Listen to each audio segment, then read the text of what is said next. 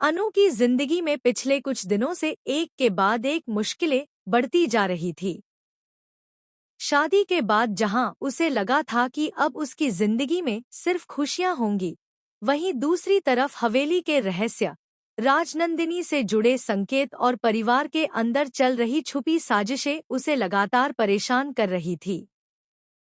लेकिन इस बार जो होने वाला था, उसने सिर्फ अनु ही नहीं बल्कि पूरे परिवार को हिलाकर रख दिया।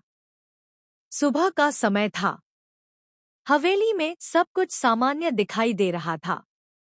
गायत्री देवी पूजा में व्यस्त थी और आर्यवर्धन किसी जरूरी मीटिंग के लिए बाहर जाने की तैयारी कर रहा था।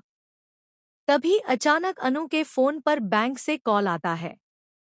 पहले तो वह सामान्य तरीके से बात करती है, लेकिन अगले ही पल उसके चेहरे का रंग उड़ जाता है। फोन पर बैंक अधिकारी उसे बताते हैं कि उसके अकाउंट से बहुत बड़ी रकम ट्रांसफर करने की कोशिश की गई है। इतना ही नहीं, बैंक ने शक होने पर उसका अकाउंट अस्थायी रूप से ब्लॉक कर दिया है। यह सुनते ही अनु के हाथ कांपने लगते हैं। उसे समझ नहीं आता कि आखिर यह सब कैसे हो सकता है। उधर आर्यवर्धन भी अनु का बदला हुआ चेहरा देखकर घबरा जाता है। अनु कांपती आवाज में उसे पूरी बात बताती है। यह सुनते ही आर्यवर्धन हैरान रह जाता है, क्योंकि वह जानता था कि अनु कभी भी बिना वजह कोई बड़ा ट्रांजैक्शन नहीं कर सकती। लेकिन असली झटका तब लगता है जब बैंक से यह पता चलता है कि जिस रकम को ट्रांसफर करने की कोशिश हुई थी, उसका संबंध एक पुराने बिजनेस अकाउंट से है।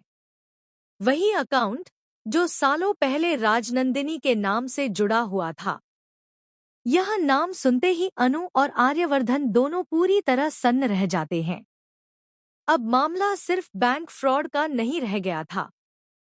कहीं न कहीं यह पूरा खेल फिर उसी रहस्य से जुड़ता दिखाई दे रहा था, जो पिछले कई दिनों से हवेली के आसपास मंडरा रहा था।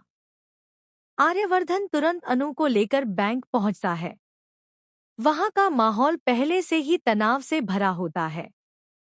बैंक मैनेजर उन्हें बताता है कि अगर कुछ ही घंटों में यह मामला साफ नहीं हुआ, तो पुलिस शिकायत दर्ज करनी पड़ सकती है। यह सुनते ही अनु की आंखों में आंसू आ जाते हैं।